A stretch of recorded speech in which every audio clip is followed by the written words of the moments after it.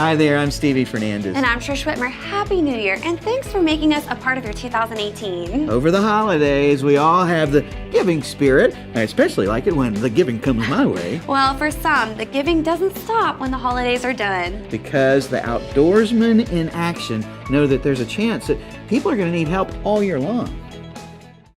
Most people, most citizens, don't think about tornadoes until they happen, until the news starts reporting on TV. So there's not any kind of pre-planning. It's almost like a reaction rather than a response. In 2013, the tornado hit in Moore, Oklahoma. And we, like we have for so many other disaster scenes, we went down and took a team down to do some work, some tree clearing and road clearing and mass feeding and handing out supplies and things like that. And then when Nick and I met, he invited me to go to Moore to work the tornado scene. And after just a couple of days, I started looking at the overall picture, and I started seeing some areas that were kind of being missed. After that event happened, we noticed a lot of things that were missing on that scene, a lot of organizations that were not fulfilling needs. They were trying real hard, but certain needs that needed to be filled just didn't have anybody to meet them. There's a lot of people that were on scene that were untrained, weren't necessarily skilled, best of intentions, but at the same time just didn't get the things done that actually needed to be done.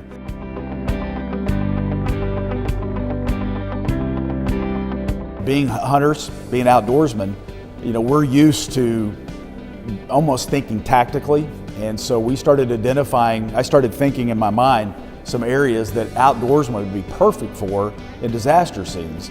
And little did I know that Nick was across town thinking the exact same thing.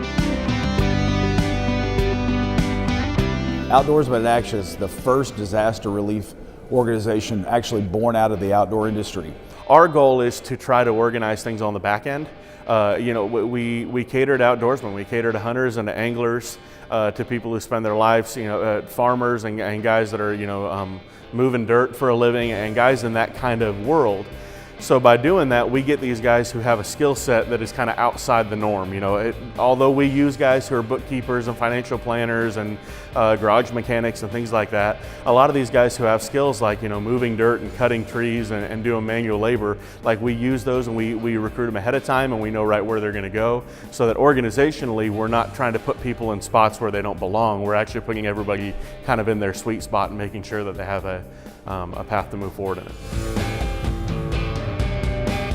I had worked construction when I was a kid, so getting up and helping people with their roofs or, minor maintenance, cutting trees, that kind of thing, really was pretty standard for me. But you find that you have other skill sets to help people. You can get in and help people really begin the healing process of straightening their lives away just by cleaning up for them, the little things.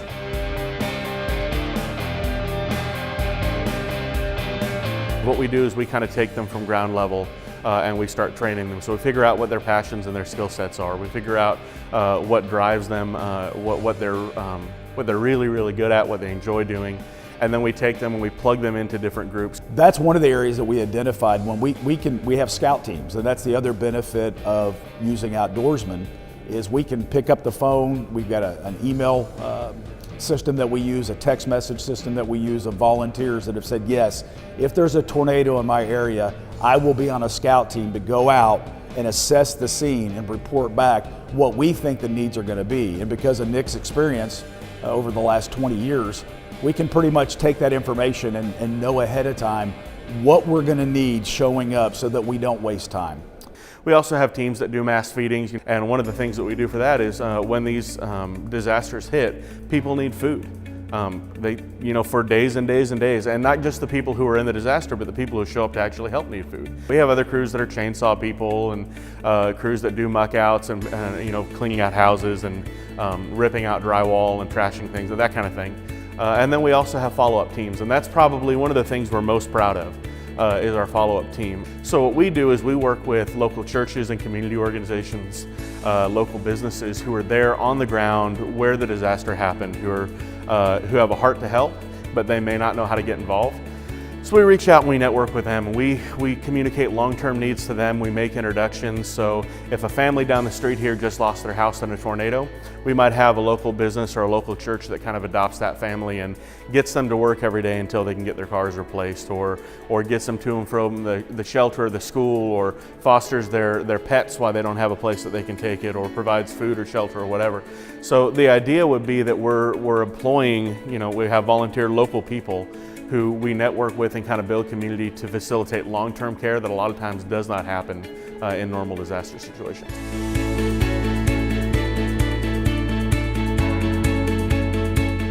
It's hard to put into words what you feel working with a team that you know wants to do exactly what you want to do. It's an incredible feeling. As I go back to that lady in Moore, I'll never forget it.